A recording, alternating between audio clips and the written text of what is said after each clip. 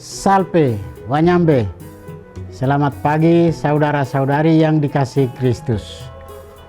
Mari kita mengawali hari baru dengan mendengarkan firman Tuhan yang diambil dari Injil Lukas pasal 2 ayat 36 sampai dengan 40. Tuhan bersamamu. Inilah Injil suci menurut Lukas.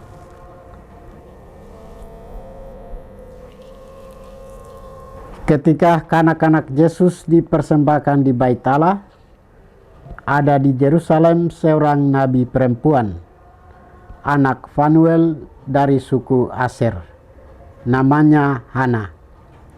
Ia sudah sangat lanjut umurnya.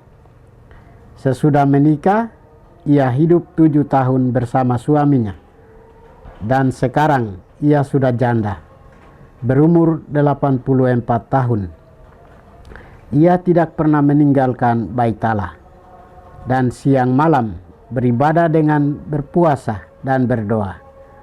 Pada hari kanak-kanak Yesus dipersembahkan di Bait Allah, Hana pun datang ke Bait Allah dan mengucap syukur kepada Allah serta berbicara tentang kanak Yesus kepada semua orang yang menantikan kelepasan untuk Yerusalem. Setelah menyelesaikan semua yang harus dilakukan menurut hukum Tuhan, kembalilah Maria dan Yusuf beserta kanak Yesus ke kota kediaman mereka, yaitu kota Nazaret di Galilea. Anak itu bertambah besar dan menjadi kuat, penuh hikmat dan kasih karunia Allah ada padanya. Demikianlah sabda Tuhan. Saudara-saudari yang dikasihi Kristus, tema kita hari ini adalah orang benar dan saleh menjadi sahabat Tuhan. Dalam bacaan Injil hari ini melanjutkan kisah kedatangan Yesus Sang Mesias yang dipersembahkan di Bait Allah dan diterima oleh Simeon.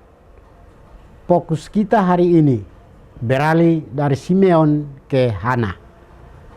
Hana berarti kasih karunia atau anugerah.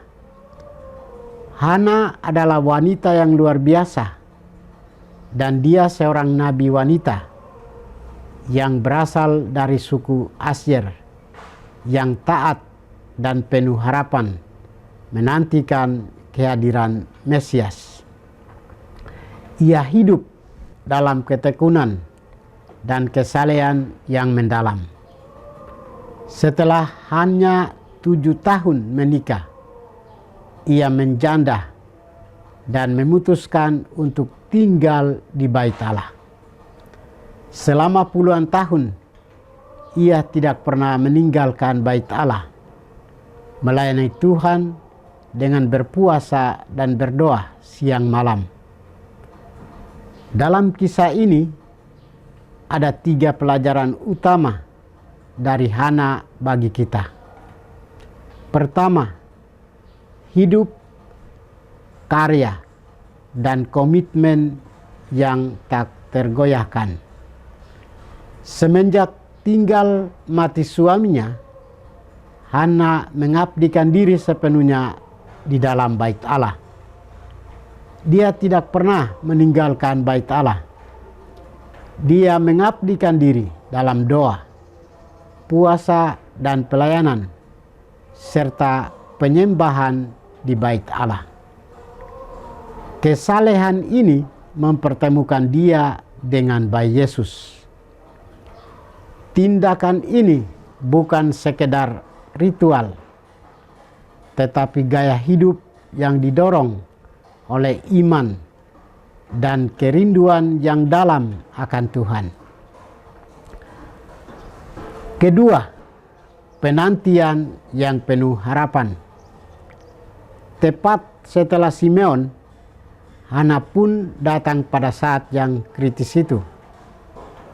Ia melihat anak itu dan segera mengucap syukur kepada Allah. Kemudian ia mulai memberi kesaksian tentang anak itu. Nabi Hana adalah simbol dari Israel yang saleh, yang dengan sabar dan gigih menantikan penggenapan janji Allah. Hal yang ketiga, melihat dan menemukan penggenapan janji Allah.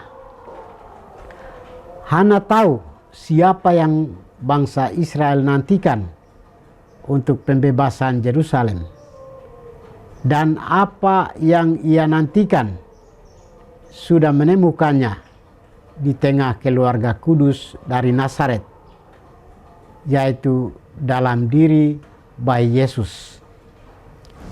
Kisah ini ditutup dengan kembalinya keluarga kudus ke Nazaret. Di sanalah Yusuf dan Maria mengasuh putranya dengan penuh cinta kasih dan ketulusan. Saudara-saudari terkasih, kisah ini meyakinkan kita bahwa Tuhan melihat dan menghargai kesetiaan dan penantian kita. Sebagai pengikut Kristus dan yang percaya kepadanya, kita berusaha memancarkan kebaikan Tuhan dengan memberi kesaksian melalui kata maupun perbuatan. Marilah belajar dari Nabi Hana untuk senantiasa mengabdikan diri pada Tuhan dengan setia, taat, dan sambil mengungkapkan pujian serta syukur atas segala karunia Allah. Mari kita hidup dalam semangat dan teladan hidup dari Hana, yaitu bertekun dalam doa, harapan, dan pengabdian yang tulus.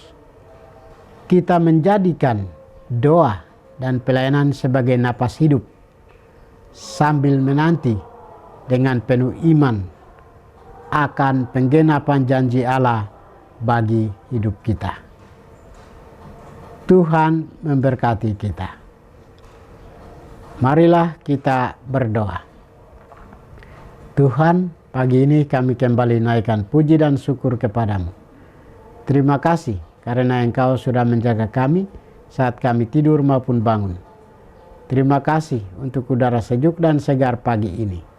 Kami mohon, bukalah mata hati kami, agar kami mampu memandang kemurahan dan karya-Mu.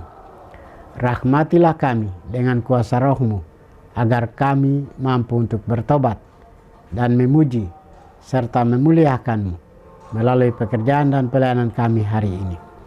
Kristus terang dunia, berkatilah keluarga kami. Jadikanlah kami alat kasih-Mu, dan pantaskanlah kami menjadi hamba-Mu yang setia. Demi Kristus Tuhan dan pengantara kami. Tuhan bersamamu. Semoga kita sekalian, orang-orang yang kita kasih dan doakan, seluruh aktivitas kita hari ini dibimbing, dilindungi, dan diberkati oleh berkat Allah yang Maha Kuasa, Bapa dan Putra dan Roh Kudus.